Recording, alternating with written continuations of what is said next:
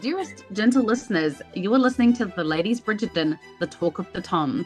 We are your effervescent hosts, your neighborhood-friendly Kiwi, Tash from Middle-earth, New Zealand. And Patty, Regency romance enthusiast whose current chapter of her story takes place in Ohio. Settle down onto your favorite city as we delve into the lives of the elite and illustrious ladies, lords, and royalty of the ton. This Bridgerton podcast is three friends talking romance, symbolism, Easter eggs, and deep diving into the connections of our favorite characters. This podcast covers both books and TV series and therefore will contain spoilers. Bon ton, we have a treat for you tonight. We're joined by our very own Diamond admin, KK Chips, to discuss the music of season 3. Introduce yourself, Kay. Hello, world. It's Kay. I'm a fellow Buckeye, just like Lady Patty here. And I am the painfully obvious and obviously obnoxious third wheel of the tangent. Kay is going to be our Paul Suarez for the night, turning our twosome into a threesome. We plan to dissect lyrics, timing, scene choices, and how an originally leaked soundtrack got changed and why we think so. We're going to focus this episode on the first half of season. We'll also talk through some music choices we would have liked to see for our favorite couple. This is now 3 neurospicy brains, so the tangents will grow and grow and grow like the timelines at the TVA. Now we must make haste into today's episode.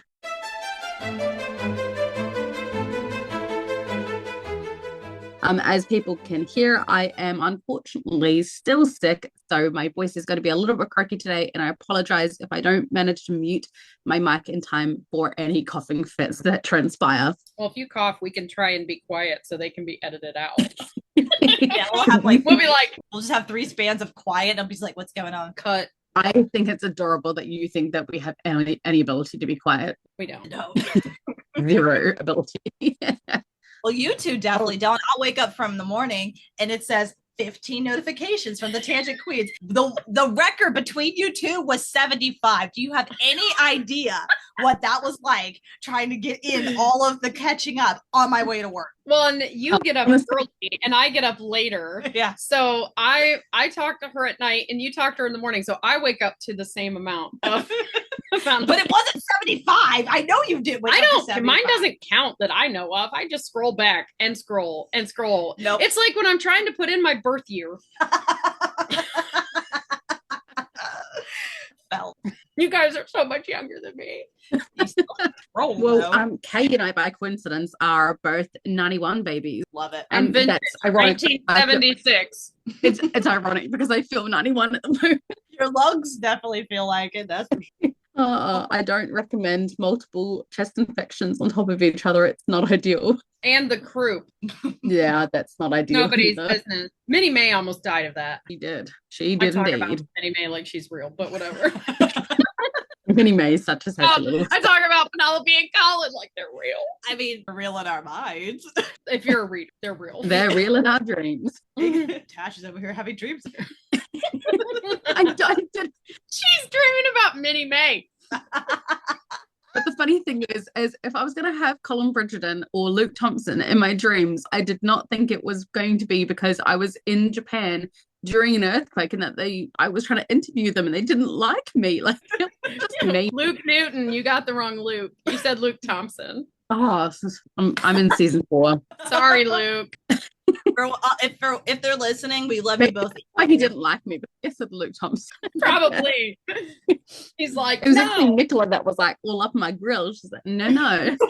Love That's it. hilarious. Well, now Polly, the bugs. Fuck you and your mom. Apologies, this episode will have swearing in it as quite a few of the lyric choices for the season and specifically yeah. It definitely has a lot of swearing in, especially the A B C D E F U specifically has much swearing in it. So we started out the season with Vitula. Is that how we pronounce that?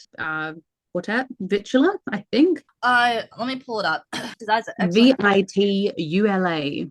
Yeah. So most commonly we have the Vitamin String Quartet who covers, but the first one who covers the first song of the season is a quartet called Vitula, and they covered Gail's A, B, C, D, E, F, U in episode 1. And now this is the song that plays as Penelope. You two. We both went at the same time. Because we're like, not our favorite choice. No, I'm sorry. I loved it. The song. I get it. The song is perfect. The song plays as Penelope's walking down the stairs in her green and gold Featherington outfit in the first episode as she makes her debut as her new and improved self. It's perfect timing wise, and hearing it without the words is perfect.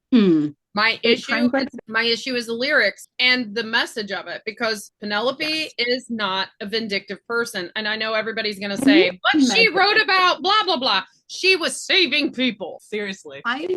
There's always collateral damage. Amen. Penelope from the book, surprised that Colin swore in front of her. And by swore, he used damn. He said damn. Yeah, just like in the study, he says "damn." Yeah. Oh, and that was good for her. Clutch my pearls. I'm like, she was in shock, and yet they have a song that is full of swear words, full of hate, full of like very angsty, vindictive. Yeah. There's a reason why that song's on divorce. And Penn is never going to forgive him, but the instant he apologizes and says, "Hey, I'm gonna help you find a husband," she's like, "Cool beans!" And she goes away for the summer, hides away. Hold on, no, I'm talking about Elle. She hides away for the summer, and as soon as she comes back and she sees Eloise, she wants everything to be cool. Like, she forgives them, and she forgives her for Cressida. Like, even when she goes, "Did you friend her just to get back at me?" And she's like, "No, well, maybe a little bit of pettiness." And Penn just laughs. Like, she's so non-vindictive. She's forgiving, and she would never be F you to anyone. The ton I give. I will say that was to the ton. But everybody who says it's to Colin, I don't think it is. Maybe. Like, yes, she is definitely, when it comes to her family, she definitely has a bit more barb to her bite, but not Colin. No. Now, if there's a song out there, like, you know, maybe and this just popped in my head. It's not on my playlist at all. But like Joey McIntyre from New Kids, when he went solo after they broke up, he did a song called "I Love You Came Too Late." And I'm just saying that because of the title, like, and that song is about, he took forever to realize he loved the girl. And by the time he realized it, she's already with someone else. So I think, like, if there was something about, you know, you took your time, that it's your fault, I'm now got to do my own thing, whatever, that would work. But I personally, because she's coming out with all this confidence, fake confidence, as I say, or so we thought. She's trying to be confident. I can see a song like "Firework" by Katy Perry, or "This Girl Is on Fire," Alicia Keys. Honestly, that probably would have been the best choice. "This Girl Is on Fire," because I mean, that outfit really was fire. Like, it really lost was. you. Oh, there you are. She just is actually not cutting it. No, she's talking. I don't hear her. How do you not hear? Yeah, can Kay hear me and not Patty? Because that's more concerning. No, because your lips were moving and we heard nothing, and then we heard you. I wonder if you like leaned back or something. She does that. Yeah, that's all. I might have been blocking off my mic. I would love some Alicia Keys. I stand Alicia Keys. I mean, can you admit her walking down them stairs? "This girl is on fire." It would be great. It would have been a hell of a. It would have been one heck of a. And it would have been more Penelope centric than A, B, C, D, E, F, U. Okay. Well, I think I honestly think that they chose these lyrics specifically for the line, "I was into you, but I'm over it now. And I was trying to be nice, but nothing's getting through. So let me spell it out. A, B, C, D, F, U." But then it goes on, "F you and your mum and your sister and your job." And it's like, that's not you're going to swear out, you're going to cuss out Mama V like that? I think not. Penelope Featherington would never say an unkind word about Mama B, ever. That is her, that she has grown up with, like, I want this woman to be my mother. If you pay attention, though, to in her line of sight, her as mother. That song is playing, it is literally the ton. It is literally her and her mother. True. And her mother is talking smack about, well, if she's melancholy, then like, quite like, and she never does. She never does really give freaking context. She never does really give Colin any eye contact during the whole song. It's everyone else. She's looking at everyone else, looking at her. Colin. So for people saying, "Oh, it's the Colin," didn't read the room. Yeah. I knew exactly what was going on. I was like, she wasn't. I think that is a editing or filming kind of error, where that is their job, is to make it obvious to the layman man who's watching the show exactly who it is that the song is being addressed to. That is on them. I know, because we have a song that perfectly addresses who it is about by the timing of it, but that's in the second half. Correct. Also, we're going to keep harping on the fact that the editing for 3 has been absolutely. Yeah. Don't care. There's not very many times that we will be quite down on anything, because, you know, Big Bridgerton stands over here. But I'll just, to give it a positive spin, I'll be like, Shonda Rhimes, it is obvious that you like to give people opportunities, and we love that about you. Stop. Please stop. I think people still need to have opportunities. But I think if you're going to give new people opportunities, you need to have leadership that is going to take their role seriously. And maybe there's sometimes it's great to be collaborative. I'm very much a collaborative manager, but there are times that you have to come down a little hard and you have to say, this isn't your best work. Please take it back and bring me something out. Yeah. It's very much giving. Go ahead, Tash. Yeah, the editing this season is really choppy, and it's not so much in the first half. The first half it's palatable, but the second half is no bueno. The first half, you can tell way more time was spent on it, and most of the reshoot were from the first half, and they just made them better. The market scene, the willow tree scene, but they made Colin look that wig. We're not going to talk about Wigbert.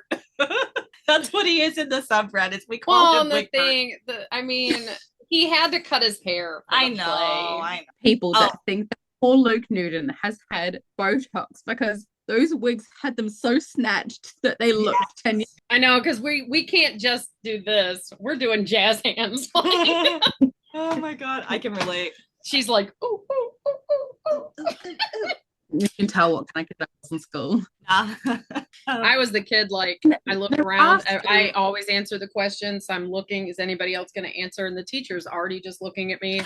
So I'm just like, Bueller. To be honest, I love First Day Off. Really tangenting here, but it's one of my favorites.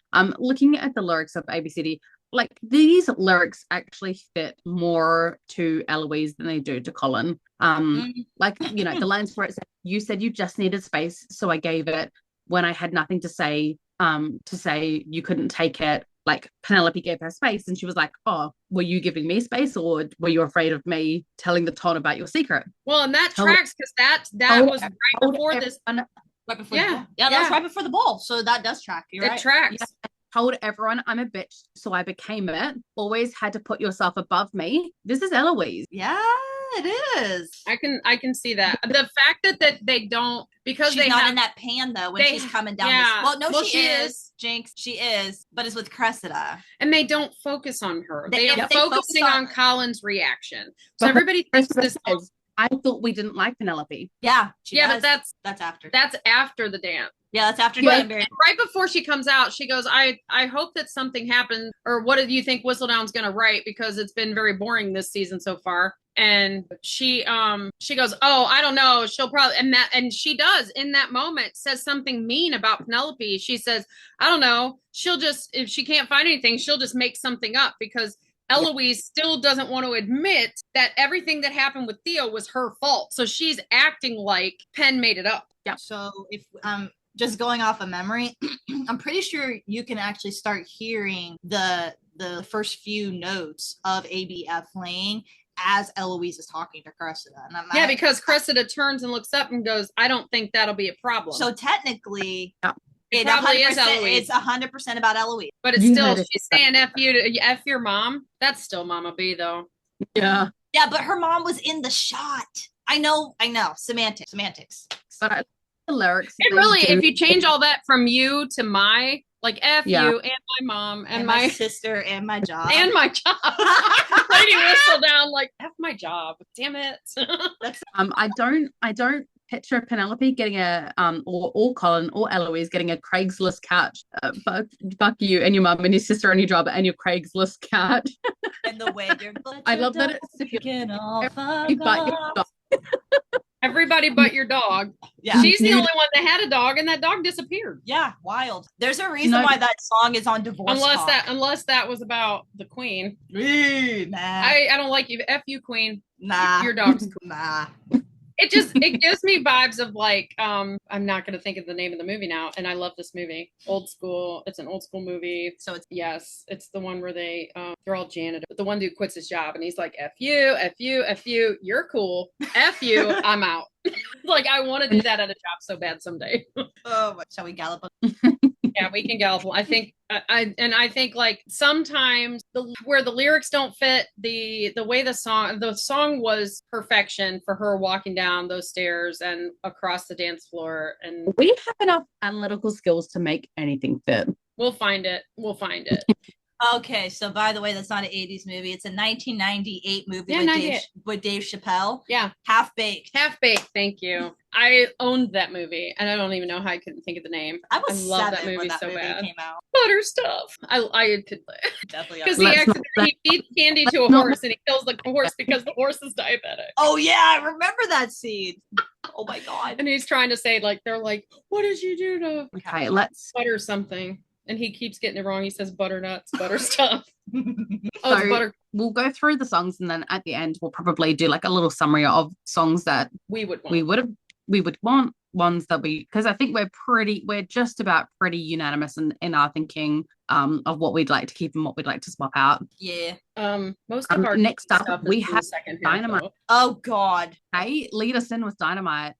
Set the scene. Paint us a picture. You want me to? Yeah. Okay. They rolled up into the ball, right? And they did. They rolled up in a carriage. I mean, there's wheels.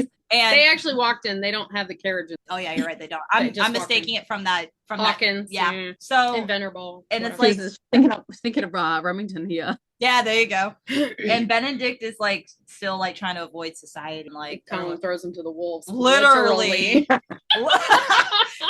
throws him to the wolves, and he was all like, I'm telling you, the way Luke Thompson plays that part, because Luke Noon's playing Colin, he's already like, what say you, brother? Cat to dance? Yes. Like he just says yes. Honestly, yes. I think this was of do you choose the debutantes or the wolves? Like Benedict's like, I take the wolves all day, every day. I'm happy to run with the wolves. Right. Yeah, women. Debutantes or the bear. So and then he signs Miss Stowell's card. Well, yeah. Well, he just takes her to dance. He actually picks out of the three, because it was Mrs. It was Miss Kenworthy, Miss Goring, and Miss Stowell. They all and he picks the lesser of three evils because Miss Kenworthy's very assertive. Yeah. Miss Goring, everybody's heard those stories. Mm-hmm. So that just leaves Miss Stowell. Yeah, because that was her first year coming out. So and it was her parents' house. Yeah, so it was this ball. No, that wasn't no, that's not no, we literally made that mistake in the last episode. That's right. No, I'm making it. Yeah. Yeah, no, this is not the Stowell house. This is just this is the celestial. Yeah. The full moon ball. We learned it's the full moon celestial ball. It's because it's episode 2, and the lighting was full. It was outside. Well, they had that whole they made a crescent moon out of freaking flowers. It was inside out. It was. I wonder whether this song is specifically chosen just for the. It's for their dance. No. It plays when Eloise is talking. And fire and night and light. It kind of fits with the theme, but there were so many other songs that if you were going to struggle. Well, that dance too. The queen's watching him dance, and this song is playing, and we have that lyric about I'm like a diamond or whatever. And I think that because someone has caught the queen's attention. But honestly, these lyrics are loose. They're so stupid. Well, Benedict's loose. I'm sorry. I'm sorry. Don't get me wrong. I don't want anybody mad on me because I was not a fan of Dynamite either. I wasn't into into K-pop 14 years ago before it was cool. I just want to point personally that out. Sorry, I just spit cookie all over you. The BTS fans are gonna hate me, but that was not it. That was a shit the bed moment. There was no reason for that song to be in there. And plus two, it started as soon as Eloise started making the debutantes laugh with her wit, and they were like, oh no, please continue, you're such a great speaker. Like, and if you watch a little clip of Ansley Broom on IG, she talks about like, oh well, they picked Dynamite because Eloise Dynamite, and I'm just like, okay, that's just the most cheesiest set. What did we in the 70s? Dynamite, like it does not freaking work. And like, it's going good time. This gets better and better. You know what I mean?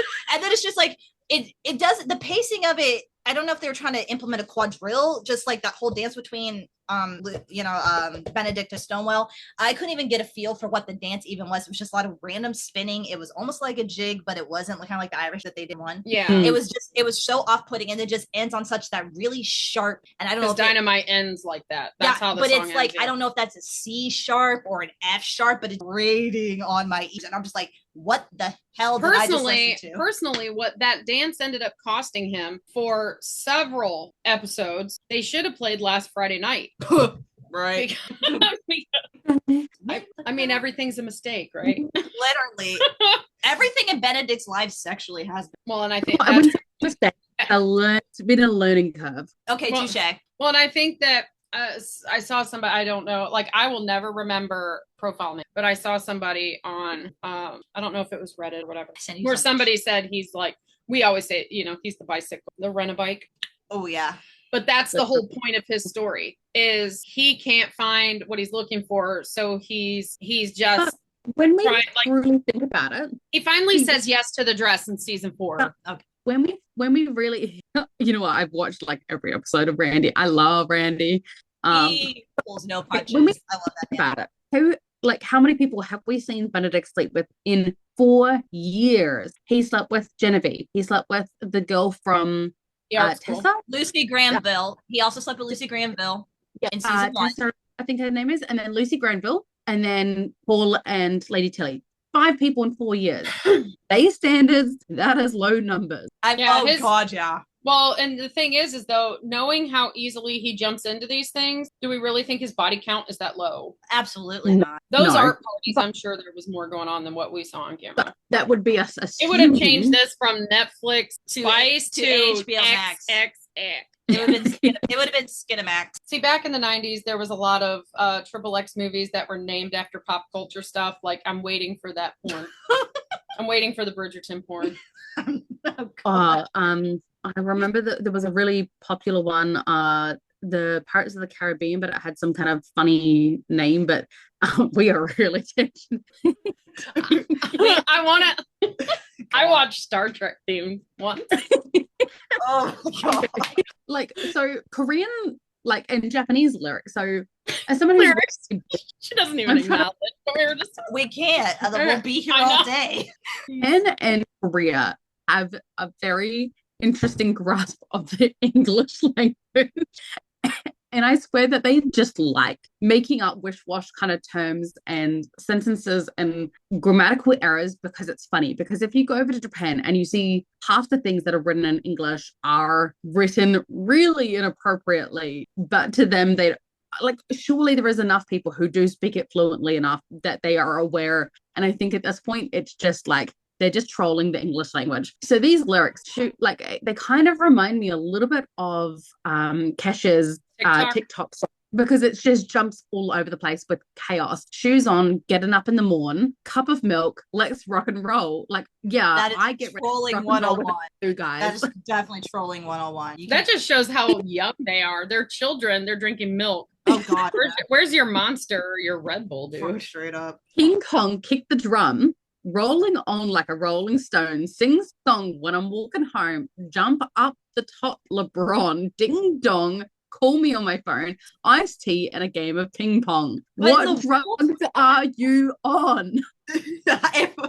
It's the tea. They've been meditating on a blade of grass. They've been meditating on a Webster, Merriam-Webster dictionary from the United States, 1999 edition. Literally. For 5 hours. They're dropping Scrabble tiles and hoping for words. Yes. I'm sorry. I'm sorry. My chest. I'm sorry. I don't there's very few. We need to insert a laugh track in this episode for you. Yeah, because she can't laugh without hacking up her level. Oh, literally. You just remind me, I've been taking my antibiotics. That's great. But there are so few lyrics in this song that actually make any sense. No matter how, the literal only part that we can fit into this season is using the word diamond. Mm-hmm. And I think that's I mean, we already know from the music dude that the Billie Eilish song was chosen for one lyric. He said that. Mm-hmm. He chose that song for one lyric, one out of the whole song. But why, honestly, have we not had Shine Bright Like a Diamond? Diamond? Right. by Beyonce. That was already No, done. Shine What? Bright Like a Diamond. I'm sorry, Diamond by Rihanna was in. That's probably. I have not watched a lot of season 2, to be honest. Ugh, that Yeah, but there's so many other songs that are that about would have been way better. like Prince, Diamonds and Pearls Ooh. would have been great. I mean, not for this Hmm. dance because it's lively, but See, Sisflix podcast, they talk about how it doesn't make sense. I know we're jumping, but in episode 8, when they have the dink with Finch ball, if it's centered around the color purple and with ostrich Okay. feathers, Ooh. why was it purple? Why was it purple Diamonds rain? and Girls by well, Prince? there's two guys that look like Prince. Literally there. I'm like, Prince is at the butterfly ball. I said that out loud when I watched. Prince is at the butterfly ball. Prince is there. There's a guy that looks just like Prince. Point is missed opportunity, and I don't understand what And the why- point they were and trying to lights- make with Dynamite as a whole. There was no point Diamonds to it. and Girls Best Friend. Huh? Yeah, diamonds are a Diamonds are- girl's best friend. Or Diamond- even looking for another gemstone, because the whole theme of this one is it doesn't have to be a diamond. It can be other gemstones are just as beautiful. Right. So what would they? I mean, what songs do we have about emeralds or sapphires or rubies or I mean, even just gold and silver? we have the sky with. I saw there are plenty of very romantic songs about blue pools.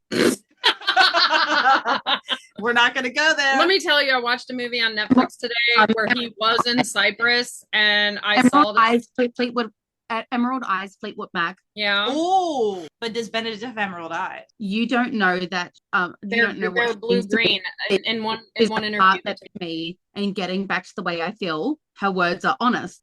Oh, I like this. She's a heart that beats close to me, and getting back to the way I feel. Her honest words is my only real thing. When she comes to me, then I feel fine, and I'm not afraid, but so gratified.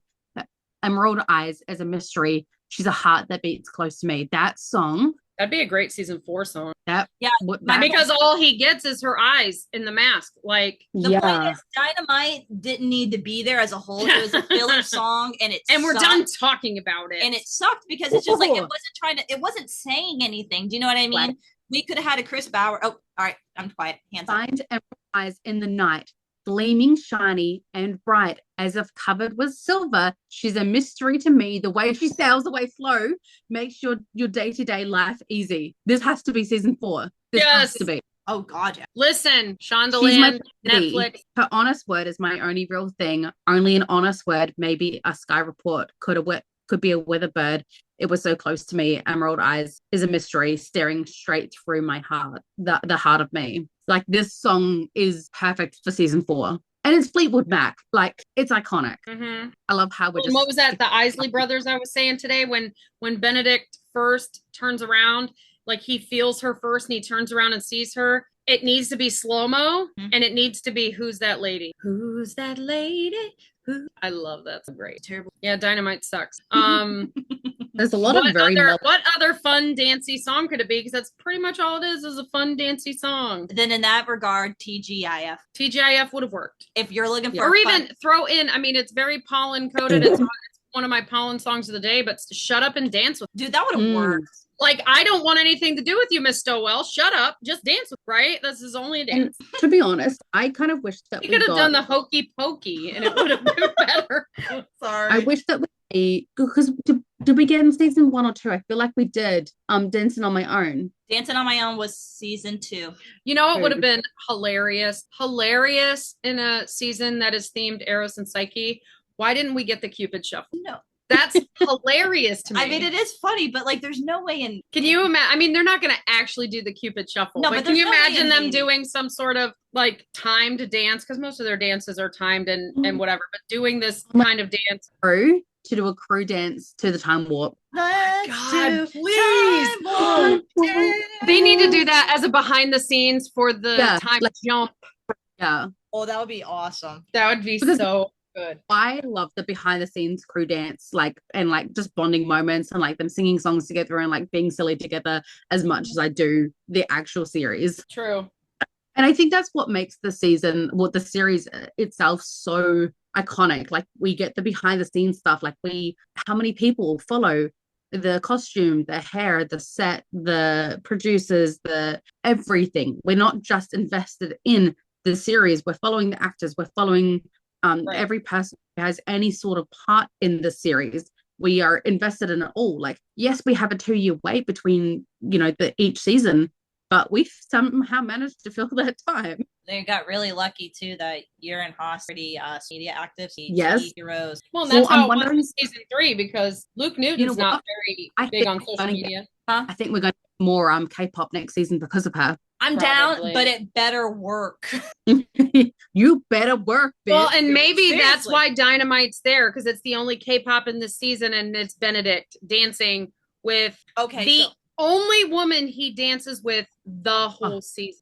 so now they told the story. Okay, Little- now I won't hate on it so much. Hint, hint, my future woman's gonna be Korean. That's actually quite okay. See, I told you, if there is a will, there is a way. We will find any connection. All right. Well, Hey, patterns. this is how patterns. they're- That's what I do. They're spicy. Here we go. The movie I watched today, I was yelling at the screen, "She's your daughter!" And my son was like, "How do you know that?" I'm like, "I just know." And he goes, "What if you're wrong?" I'm not. Trust me. And then it came up, and like I was like, "He just found out." I love it. I Stephen said that. hates. Stephen, he'll try to give me a show to watch or something, and he'd be like, "All right, try guess the ending." Like, it's such a twist ending, you're not going to get it. And then I get it, or I get really close, and he's like, "Did you read up on this?" And I'm like, "I've been with you the whole time. I'm just my brain doesn't shut off, Stephen." Well, and like my ex and I, one of the last series we started watching together was Castle. I waited until all 8 seasons were on a platform before I started it. I wanted to binge it. What's the main Nathan actor? Fillion. We love So us, the last Comic-Con that I was, or not, we don't do Comic-Con here, we do Armageddon, but the last one that I was supposed to go to, but I got into the queue and then bawled my eyes out because I was pregnant and didn't know I was pregnant, and so like super, super highly emotional. I went home, but I was supposed to go meet Nathan Fillion that day. Aww. Nathan Fillion is a gem. Anyways, we're watching Castle, and I'm just every episode calling the killer. He's like, "Yeah, it is," and it would be the killer. And there's times that I was wrong, but the person that I thought was somebody who was involved, or you know what I mean, like, or ended up being a victim later. Like, so like they're highlighting that person for a reason. Oh, well, they died. Okay, well, they highlighted them for a reason. Like, that person was extraneous in that scene, yet they're highlighting. Like, I was calling the killer all the time, and he got so mad he quit watching it. That's what we're good at with Bridgerton, though. We're good at picking, hey, they wouldn't have this person in without a reason. I'm telling everybody that show is for neurospicy. It's not for Patty, I've just edited last night our episode where we went on like a 10-minute tangent on why it has to be the Cowper family. And obviously we recorded this like a day or two before they released the whole cast for season 4. Oh god, it was like a week before. It was a week before. It was before. We had this whole powwow being like, oh, maybe it's got to do with Marianne Hallowell because she's Korean. Maybe it's something to do with the you know, Araminta. It's too specific a name that it has to be her. Like, and yeah, it's quite funny listening back, being like, ugh. But that's the thing, and that's why we're still going to publish it, because we say this is just us talking about it. We're not trying to be right or wrong. We're not necessarily trying to make predictions that are necessarily going to be right. We're really trying to hopefully manifest suggestions that end up in it. Hey, like, please. Too strong this week, so we're not going to be manifesting anything but positivity. Yeah, like a decent editing and a decent turnover time. Well, like we can say, hey, this song would have been great. This song would be great for season 4. Use it. Wink, wink, nudge. Hint, hint. Okay, let's move on to a song choice that was actually fitting. I still think there could have been other ones, but it was fitting, which is "Jealous" by Nick Jonas. We're moving on to episode 2. We're still in same. Yeah, this is the end. This is the end of the ball. Yeah. And we have Nick Jonas, "Jealous," and these lyrics actually do fit the scene quite well. And we talked a little bit about that episode, but we have a lot of thoughts on a lot of things all the time. It was perfect, no notes, because after first season 3 part 1 when it dropped, I really wanted to like dive in because I haven't a Nick Jonas, Joe Burrow band.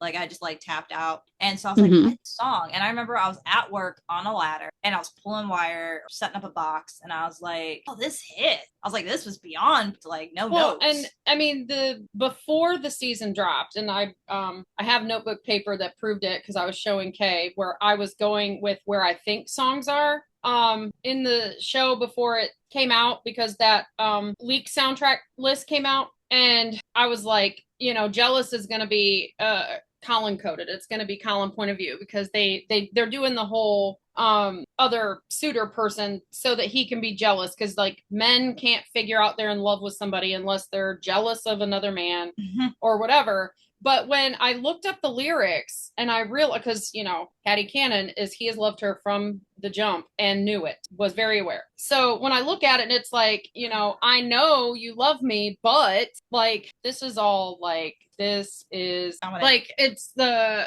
I know you love me, but I'm still jealous, or, save some of that for me. But it's all like, we've been in a relationship a long time. And I felt that like they chose this song specifically. There's so many songs out there about jealousy. But that lyric about her already being his. And yes. I know that I think the lyric was like, I know you're mine, but seeing you talk to another man drives me. Because the whole point of that song is, I still get jealous. Yeah, get jealous. You're so sexy. Not beautiful. This is new. Right. Not this is new. No, it's still. I still get jealous. And I love that. I was like, oh, that hits. Okay. Got it. And the line I love is, you can call me obsessed. Because at this point, Colin is already obsessed with Penelope in the best kind of way. And it says, because you're too fucking beautiful and everybody wants to taste. And at this ball, where, especially the original lyrics, if you go to the second lyric of that, you're too fucking beautiful and everybody wants your sex. I also think he started realizing like he's sexually attracted to her before the kiss. If you look at the lyrics, I could have worked. Because even though I know you love me, I can't help it. Yeah.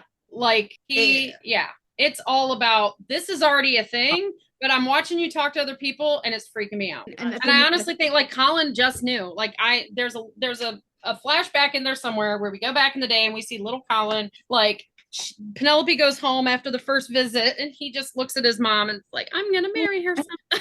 Colin was beautiful, but when she came out with her glowed up look, he was like, oh no, now she is very like not unstated beauty. It is overstated, it is out there, and now everyone is noticing what I've noticed, and now I've got more people to compete with. Well, and that's the thing. She upped the timeline because everything in season 2, when you see all of their conversations and he's talking about his purpose and he's lamenting not figuring out his life, she's like, you have time. You have time. You'll figure it out. I know you will. You have time. And he believes he can't like settle down until he figures it out. And she's like, no, but he doesn't realize that. Mm-hmm. And then when she comes out all dolled up, he's like, uh-oh, I thought I had time, Pen. Yeah, what are you doing? Yeah. He literally wigs out. The panic in his eyes. Much. Yeah. Well, he's like, and I love it. It says, ain't nobody but you got me stressing this way. And yeah. Now the struggle's always real. Girls be stepping in my space, all up in your face. How am I supposed to feel? And that's exactly like, I think Nick Jonas wrote this song because obviously both him and his wife Priyanka are famous. And so both of them have the experience of having like the opposite sex have very little boundary for each other's partners. And I think Colin thought in season 2, we have an understanding. He walked away. He comes back in season 3. He's got girls all up in his grill from his own doing, and Penelope deal with that. This is the first time where it gets flipped on him, where he now has to deal with, this must be how Penelope has been feeling all these years, watching all these girls fawn over me. And Colin and Daphne are the closest in age, and he treats, when he wants attention from Penelope when he wasn't getting it, he is doing exactly like Daphne did, where she dolls herself up and she tries to catch another man and she gets the attention of the prince because she knew she could. And I honestly think that he was so like, what happened to you, girl? Why didn't I get letters? And he comes back all dolled up and catching attention of these other girls, but he's clocking, looking for her. Is she going to see me? And he did this in season 1. We were just talking about it in the car. We were. The Bridgertons show up to like every ball together, except the first ball of season 1. Colin's there already on the dance floor. He wanted to be positioned when Penelope got there. He wanted her to see him being confident, dancing, there's, whatever. He was creating a visual, hoping she'd get jealous and say something because they both have to deal with the formality of society now. And he didn't even approach her, not one bit approach her until ball number 2. He ignored her. Like he couldn't go to her. She couldn't go to him. Neither one. They didn't know how to talk to each other. It was too formal. they'd been informal for years. Pardon me. It was too formal. And then we see that again at the market. He's decidedly late, but he's the first one there, and he's perfectly positioned for when she walks up. Come on now. He's a planner. Been scouting the best spots. So that's, I mean, he's Daphne. Being close in age to her, he knows, like, he wants her to see other girls flocking to him in the hopes that it will make her jealous. But you can't get jealous when you don't think, she is jealous, but you can't, like, she doesn't think it's a possibility. So she's not going to act on it. No. By the way, I forgot to put any sort of timer. I have no idea how long we're into it at this point, but we'll just get through what we get through.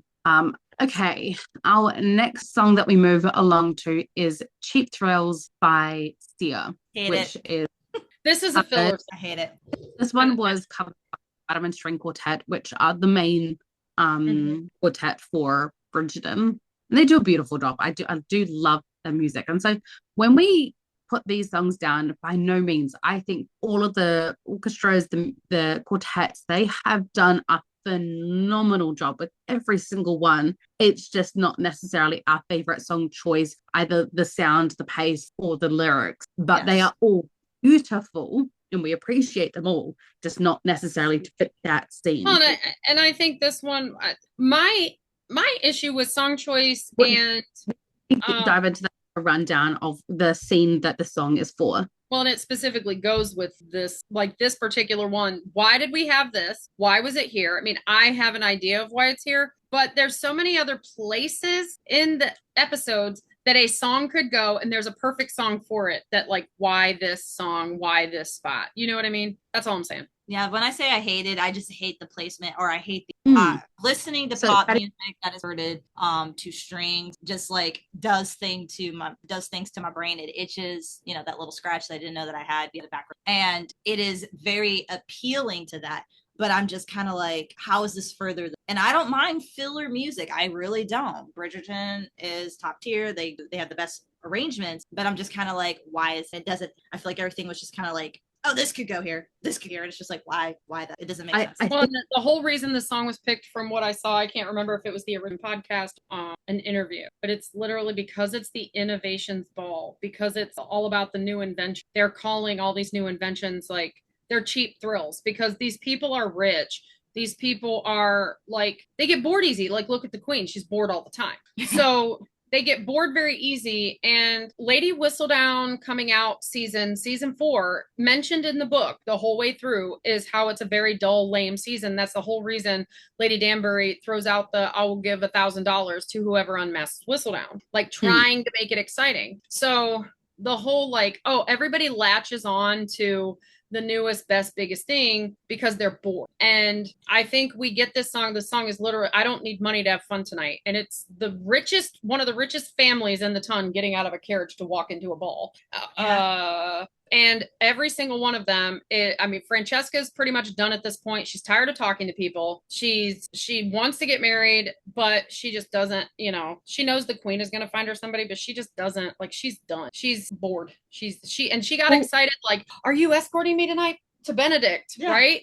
Like, please escort me. I'm done. And he's like, nope, I'm using you as a shield. Because guess what? He's done too. Yeah. And then the next two up is Eloise and Colin. And they got their, like, she's wanting Colin to be okay with her because she wants to make sure she has someone to talk to. She's been avoiding him because what if he's mad? And she can't guarantee she's going to have Cressida to talk to. She's done with the season. Yeah. He doesn't know what he's walking into because he's not allowed to walk up and talk to Penelope. She said, we need some distance. And then we see Violet get her first cheap thrill. Okay, touche. I forgot that they actually used that as the intro, Violet, and it was when they get out of the thing, right? Yeah, that was the point that I was going to make. Was this was our introduction to Lord Anderson, and it confused me because Cheap Thrills makes it sound like he was going to just tend to her garden and that be it. Yeah, and she's got to hire a gardener. She wasn't looking for she wasn't looking for a full-time gardener. She was needed just a part-time. She just needed someone just to tend to it, to tidy up the hedges and be done on the way. You do a fall cleanup. That's all I need. Well, spring, because we're not filming in fall yet. Yeah, true. I just need some spring cleaning. Put down some little bit of fertilizer on your way, please, sir. God. And then the second part was it's I ain't got no cash, but I got you, baby. And I thought, okay, is he going to be another Jack Featherington who, because obviously at this point we did not know that it was Lord Danbury. We mean Lord Anderson's, or you're saying we just didn't know that was Lady Danbury's brother? Like, could you see my brain taken away there, being like, that's not correct? Yeah, your face was just like, wait a minute, system readjusting. Lord Anderson, like, because obviously we didn't know that he was a lord at that point, and being a lord does not guarantee that you have any money per se. And so I thought, okay, maybe he's going to be another Lord Featherington, or Jack Featherington specifically, who is just going after a woman of means to support him. And then obviously we don't necessarily know that that's because obviously Lady Danbury has money, but that doesn't necessarily mean that he does. Yeah. Doesn't mean Lord Anderson. Andy's in the country. And usually your gentry that specifically live out in the country usually aren't as rich or as accepted yet. Yeah, so they would go into the city. I mean, the only difference really is Darcy, but Darcy just hates people. He doesn't hate people. He's an introvert. He's shy. He's uncomfortable. He's worse than an introvert. He flat out says, I can't talk to people that are not on my level. He said, I don't have the lucky talent of conversing with people that I've never met before. That's later when he's trying to get her to like him. Oh, so you're saying he's lying to get a girl. Oh, that's how very 2024. No, I'm saying he's being more vulnerable with her. But in the beginning, he's like, if I have to look down my nose at you, I can't talk to you. Okay, to be fair. Yeah, be golden, peasant. I reserve my wit and wisdom for those of my own class. Yeah, I forgot about that. And I'm talking about Colin Firth. I'm talking about Colin Firth, Darcy. I'm thinking of Violet. Baby, I don't need dollar bills to have fun tonight. And now I'm just thinking of Violet at a strip joint. Because she'd be like, Lord Anderson. I'm waiting for someone to start doing that though in a strip club, like in real life, doing a Bridgerton fucking one. Like just come out. You can call him Lord something, and he comes. While she's talking, you can't be heard. It's cutting out. My bad. Hold on. My bad. I can imagine that. Can you imagine Violet and Lady Danbury in today's age at a strip joint throwing dollar bills at the boys? That would be wild. Well, shoot, I think we're gonna see like Portia and Violet are going to develop maybe not a true friendship, but an acquaintanceship. Like they're gonna come to an understanding because they realize they both would have been the other. Whoever put that on the internet too is amazing. That because of the choices that were made for them, kind of is how they ended up where they did. Like Violet was very much about her kids, and I think if she would have been Edmund wouldn't have been on the up and up. If he would have ended up with a vice, if he would have ended up with, because I mean, honestly, Lord Featherington had an addiction. So he could have been a good man. Mm-hmm. And most people who have been with someone who has an addiction fell in love with a good man. Yeah. Or, you know, a man with a woman with an addiction falls in love with a good person. It's the addiction that ruins them. Always. And there's things that you have to do and choices you have to make in that situation that Portia had to make. Violet did not. And I think the two of them will come to a realization that I could have been you, you could have been me. They're going to have an understanding. I think Portia would be very much up in the strip club with them. In real life. Oh, yeah. It would be, yeah. Oh, yeah, getting her second act in. I think Violet is always going to have a little bit of an aversion to Portia. I think they will come to have that's why I said an understanding between them. Yeah, definitely is the term. We're the grandmamas, and that's our bond. Oh, we're the grandmamas to the new Lord Featherington. Violet is the kind who she will do whatever it takes to make her children happy and comfortable in that. And she knows that if she's at war or whatever, not that she ever would be, but if she were barbing with Portia, that would put her kids in a position that she just wouldn't put them in. Because especially for Colin, he'd be like, y'all just like, you guys are like grandmamas with feathering. Well, and I honestly think like Penn and Colin would not even, they'd be like, oh, you're squabbling, baby. Here's the baby. We're out of town. We're going to the bedroom. Bye. It's very much piece of candy. They're fighting. You're babysitting. See you later. Ooh, piece of candy. Yeah. Here's the baby. You guys are always happy when you have the baby. You can have the baby. Fix it. Speaking of, we're gonna go right. Okay. Speaking of happy, let's segue into "Happier Than Ever" by Billie Eilish, which was covered by Vitamin String Quartet. It was VSQ made some money this, and I'm gonna tell you right now. And I get to go now. I get to go now. Whoever you were who backed out, thank you. Yes. So excited. For those of you who are listening and in Ohio, you may have missed the news that Vitamin String Quartet is on tour, and they are going to be at the EJ Hall in Akron University on Thursday, October 4th at 7:30 p.m. each. And I tried to go, but tickets sold out, and then whoever with K backed out. So now to bring the Patty. We have something similar here, but it's not by Vitamin String Hold Quartet. What was the song called again? Happier Than Ever by Billie Eilish. I hate it so much I can't even. Tell me how you really feel.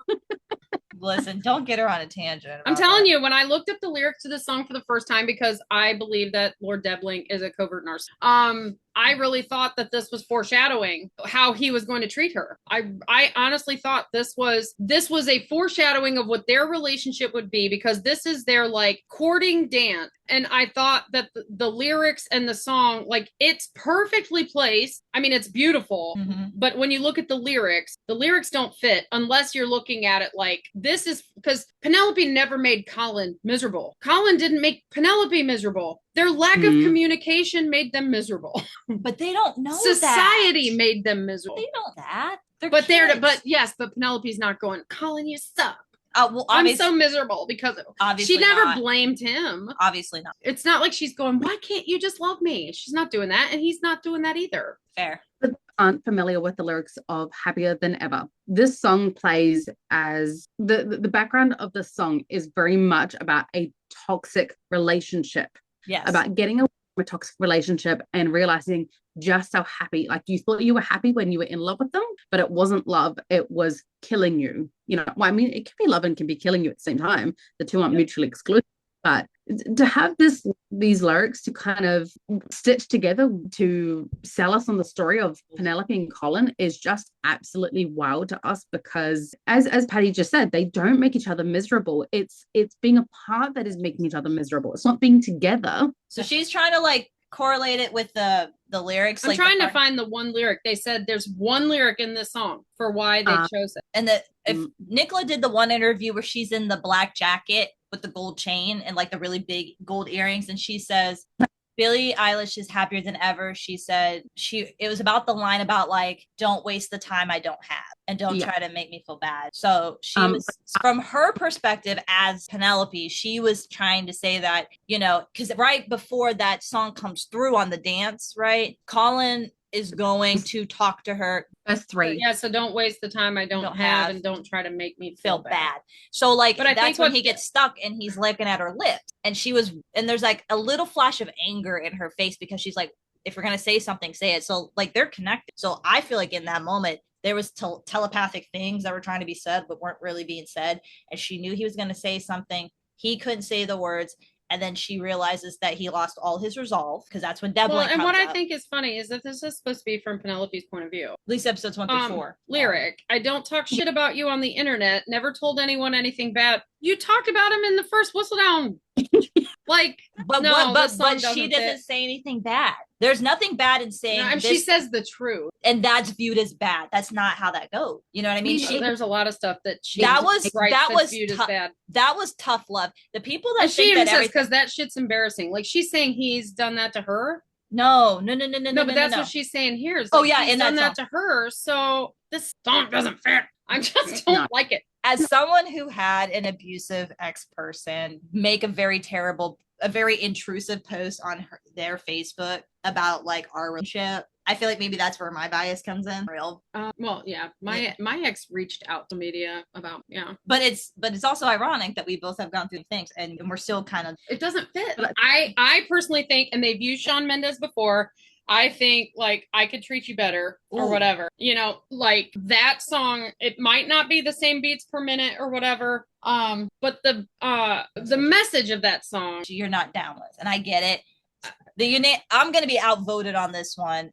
You said you were going to bring it and tell me why you really think it goes there. And you're also saying it's because of one lyric. And I'm like, one lyric. Right. But I'm just saying that's what Penelope said.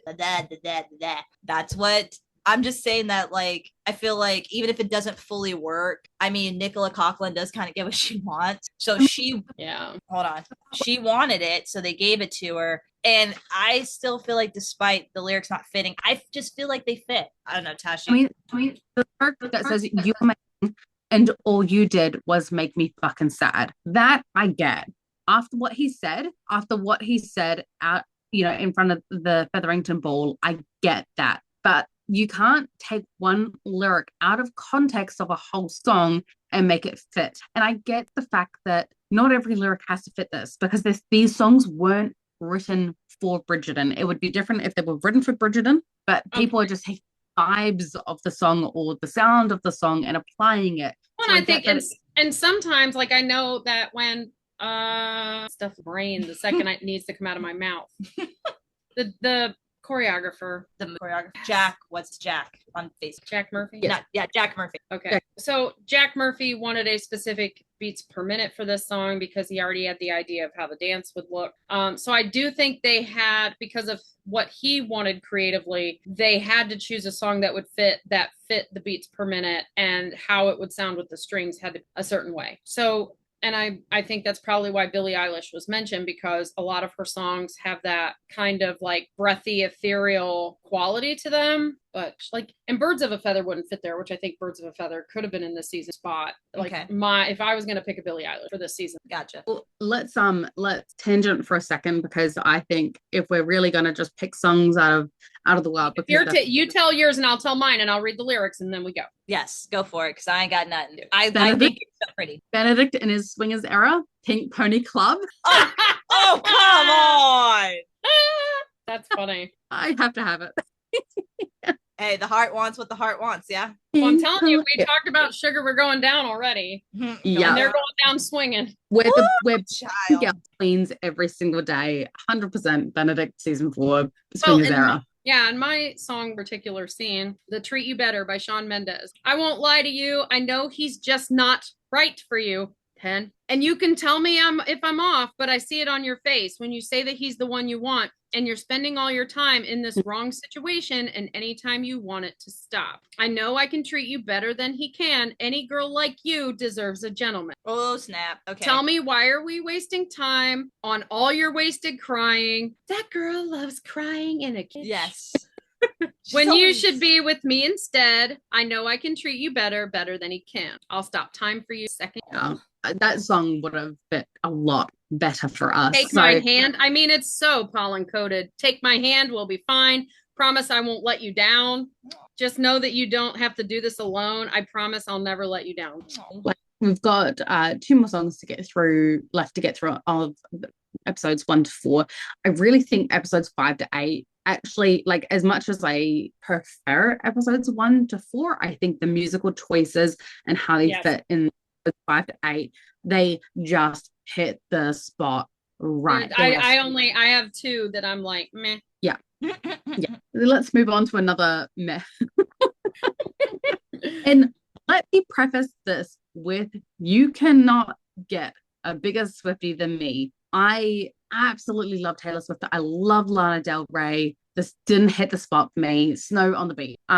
Who wants to paint the scene for us of what scene this song plays? Episode 4. Okay, this song plays as Colin is leaving the carriage when he decided to go to the ball to stop Penelope from accepting a proposal from Devlin. And you see everything on his face. He's still trying to talk himself up. He tugs on his waistcoat, and he's nodding to himself. You know, the whole time he is talking to himself and talking himself up. You can do this, Colin, bro. You got this, bro. You know, and truthfully, as we were talking about it, there's only one line for me that really makes this song fit, which is you having feelings for me back. Or yeah, it goes like, so the part that it comes up on, like, especially like when you wanted me tonight. Yeah. Yep. You wanting me tonight feels impossible. But like, just reading through again, the first line actually fits. One night, a few moons ago, I saw flecks of what could have been light. A few moons ago, we had our first kiss, I saw the stirrings of light of what could be. Mm-hmm. So sometimes you're like, oh, that doesn't really fit. Then you start like actually like analyzing it a little bit more. And I'm like, okay, I didn't like, I think my problem with this song was I didn't like how it translated into quartet. It was a little bit low for the vibe. Well, and I think me. that some of the song placement choices, Again, you have such a small window that they try and shove a song, and this was one of them. This needed to be a talk me up song. Why was it so slow? Especially considering the first confrontation he makes is with the Lord Squad, and you see him shun that group because he's finally fully chosen Penelope. He's all in. Well, episode 4, Step into the Light was episode 4. What's the name of it? The season. Old Friends. Yeah, episode 4 title is Old Friends. Into the Light was 8. Yeah. Well, sorry. Just because the part where is up to say it says this scene feels like what I once saw on a screen. I searched Aurora Borealis green, which is very much the colors that she was wearing in the first episode when she did her debut glow up look. I've never seen someone lit from within, and because obviously this whole season is about shade and light, and he says he just wants to soak up a little bit of her light. Yeah, I've never seen someone lit from within, blurring out my periphery, which then fits with the dance scene of straight out of Pride and Prejudice where everyone disappears. Well, and it fits into him cutting through the Lord Squad because they were his periphery. Mm-hmm. He was giving them too much attention for so long that he was not accepting what was right there. I don't want to say noticing because he knew what he wanted, but he was making choices that included so many other people. And we actually see that because where he did spend a lot of season 1, season 2, and the first part of season 3, he's kind of like that person that like has decision paralysis and he goes literally to everyone like, well, what do you think about this? What do you think about this? Mm-hmm. And he kind of brings it up and asks everybody before he makes a decision. But in the second half, once he is like, it's us, Penelope is home. Mm-hmm. He includes no one. He doesn't like Anthony flat out asks him what happened. He just turns his head. Benedict says, is all well with you, brother? And he's like, well, is all well with you? Like she's it. She is the only one he's consulting. And he says, my smile, he doesn't say, Taylor says, but for him, my smile is like I won a contest and to hide that would be dishonest. And it's fine to fake it till you make it, which is exactly what he has been doing this season. Fake it till he makes. And it's really fun. Now my Taylor brain is decoding as I read this lyrics and realizing because all of Taylor Swift's songs are connected. And she puts in specific lyrics to like tie them into other songs. This is a Maddie song, and I did not know it, Maddie Healy, because it says, but your eyes are like flying saucers from another planet. And then in Down Bad is all about being taken up by like a UFO and taken to another alien planet. So I'm just in my brain connecting that these two songs are connected. And so Taylor, Snow on the Beach is used, but it's linked to Down Bad. Yeah. He's down bad. Down bad, crying at the gym. Sorry, couldn't help it. Don't put Swifties on podcasts because we've got Swiftie knowledge, because we will start making all the wild connections, because Colin is a down bad and I can't believe they did not use that song for him. Right. Because if you say Bridgerton and Down Bad, if you type look, let's see what happens if I type it into my computer now. Like it's you're gonna get a million edits to Down Bad that are all Colin. Straight up. Yeah, like you know when something isn't like it's just become a canon of its own. Yep, Down Bad, Colin and Penelope. Colin and Penelope. Definition of down bad, crying at the gym. Colin and Penelope.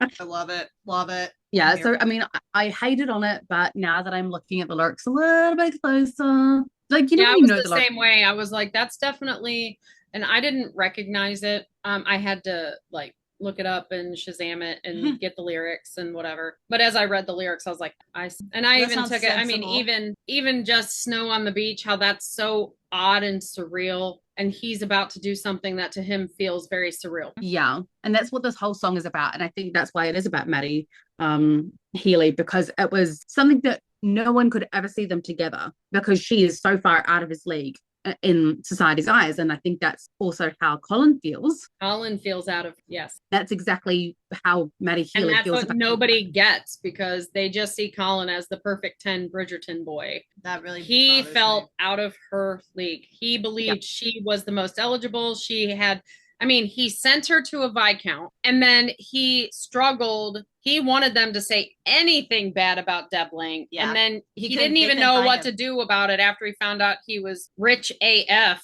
and had land and a title. Like, he struggled with that because he brought none of that to the table. And in the end, the only reason he showed up there is because his mother coded, like, that's not the only things that are important in life. What have I not taught you?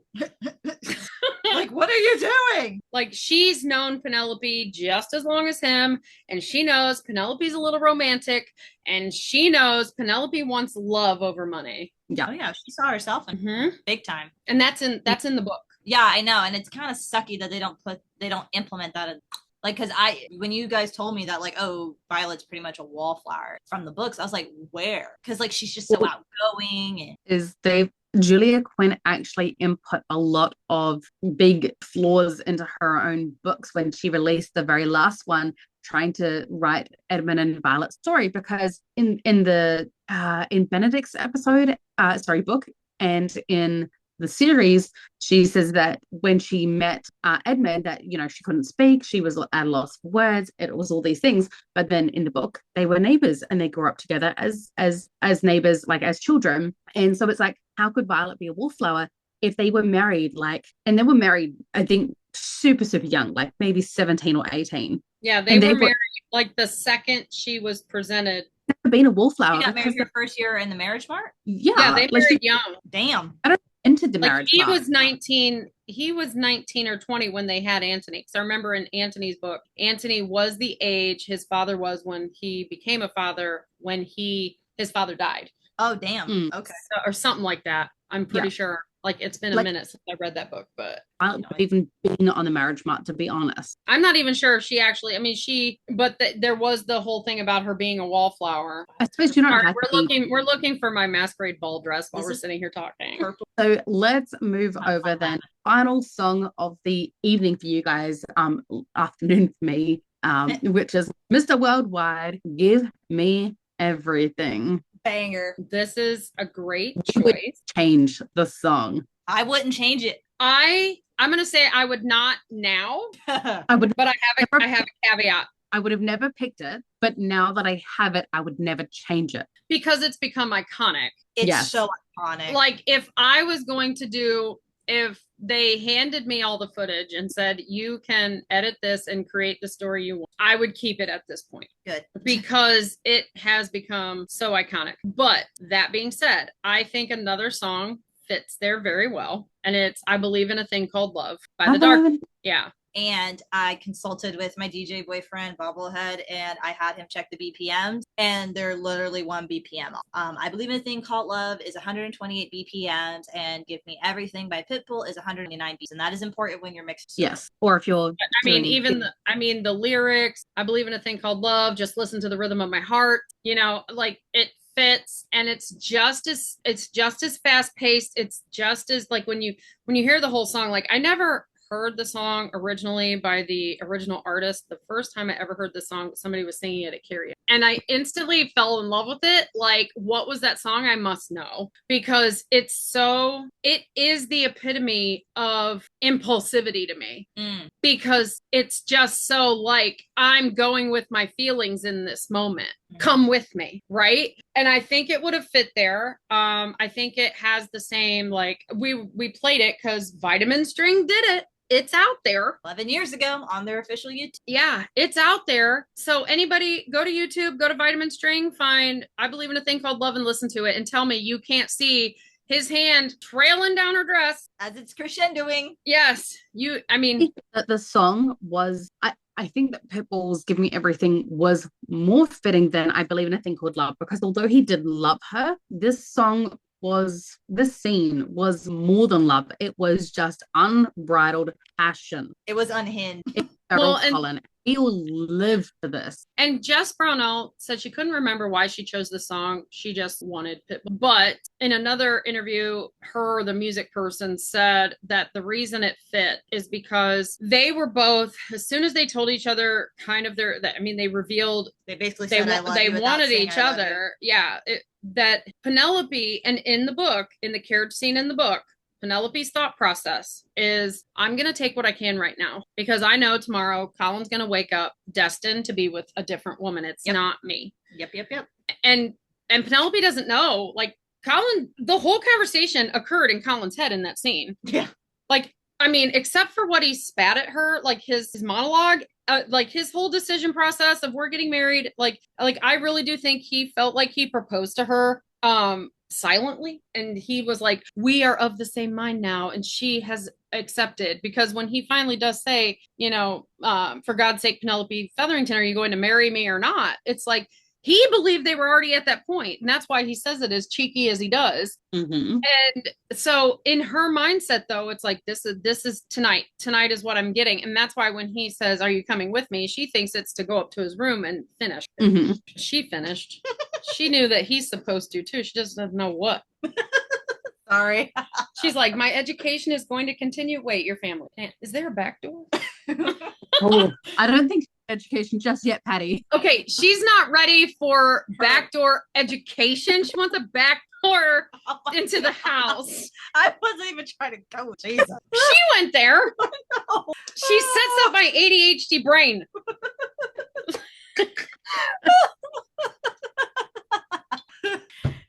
You've now seen it. This is where we get in so much trouble. If he would have told her about the secret passage that we know exists from Benedict's. Oh, you're talking about the stairs that the servants like take? The servant stairs. It's like the secret way into the house. Yeah.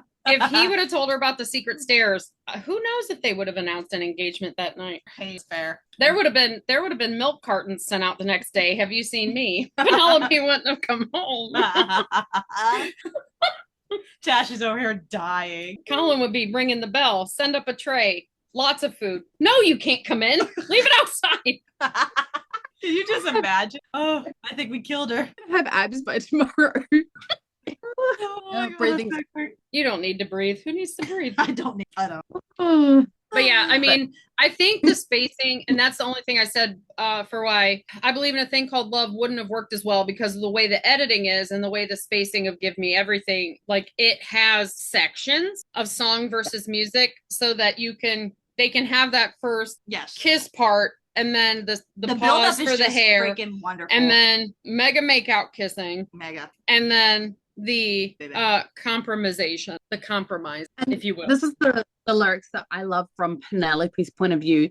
Reach for the stars, and if you don't grab them, at least you'll fall on top of the world. She's like, I'm gonna reach for Colin, even if I fall, I still got a taste of him. Yep. Yeah. She was willing to settle. That is literally, that's Penelope's mindset in the carriage in the book too, was I will at least have this to live with for the rest of my life, because she believed she was on the shelf at that point. Yeah. Wild. Not wild. She was 28 in the book. I'm talking about series wise, it's like the ton was telling her she was on the shelf. She wasn't. They were manifesting spins for her. My stomach is so upset because I ate these cookies. Sorry, I'm regretting it. Last Friday night.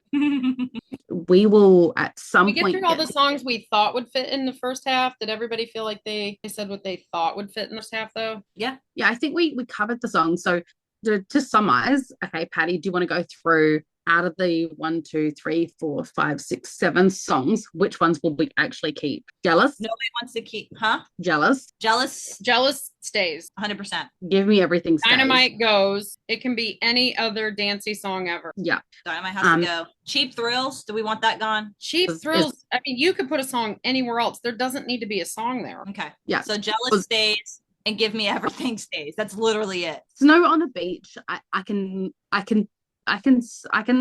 be okay with that one. You can reconcile it. Okay. Yeah, we're pulling that one back in from the abyss. Okay.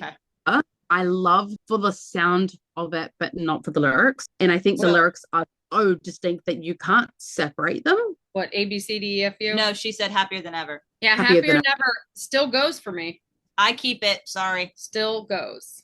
I think I keep it for how iconic it sounds in a vitamin by the Vitamin Street. By VSQ. VSQ. We're gonna outvote you. Sorry. It gives me chills. My first watch, I got chills. Well, that's the thing. Like, it's a great instrumental piece for the moment. It creates the mood. When you put the lyrics in it, it's disjointed. I don't disagree with that. I don't do that. But I still think that some of the lyrics it would actually make sense for the likes of Portia with like Araminta. No. With Jack. No. Or Archibald. Yeah. Is that his name? Archibald Featherington. Archibald, just like Nate Archibald from Gossip Girl. They're here nor there. Yeah. Yeah. Okay. So I think we probably... And A, B, C, D, E, F, U. Instrumental is good. Again, lyrics disjointed. I think This Girl Is on Fire would have been great. I don't disagree with that. 100% agree that would have been, and it's so impactful as well. It would have worked really well. So A, B, C, D, F, U. Fuck off. Dynamite. ABCD, fuck off song. Right. You're out. Dynamite, go up elsewhere, please. Cheap Thrills, go get your cheap thrills elsewhere, please. Happier Than Ever. We're gonna keep you tentatively. Snow on the Beach. I do enjoy some snow on the beach. You eked in by the skin of your teeth. Yeah. And give me yeah. Yeah, Give Me Everything was phenomenal. It's iconic. It can't go. Yeah. It was a fantastic choice. I mean, and Nicola's not wrong because we just had an icon pass away, Maggie Smith. And whenever someday, long past the time I'm gone, I'm sure, when Nicola Coughlan or Luke Newton dies, somebody is going to play Give Me Everything. Yep. Well, I think when we record our next episode, we're gonna do a tribute. It's gonna be a tribute to Maggie. Yeah, I might when we get regularly scheduled events. But for today, gentle listeners, we will leave it there and continue on next week's episode, which we will be heading back and finishing off our part 4 of Side Stories for episode 2, where we finally will get to discuss Bridgerton moments. I can't even do it because I'm just going to go into a laughing fit again and die, and I need to get through. If you have anything particular you would like us to cover or any Bridgerton knowledge you would like to share, please head to our Facebook page, The Ladies Bridgerton. And if you are enjoying our podcast, please remember to click the follow button on Spotify, Apple, or wherever you are listening. And once again, thank you for listening to the musings of now 3 mad women. Yours truly, Tash the Kiwi, Lady Patty, and KK Chip.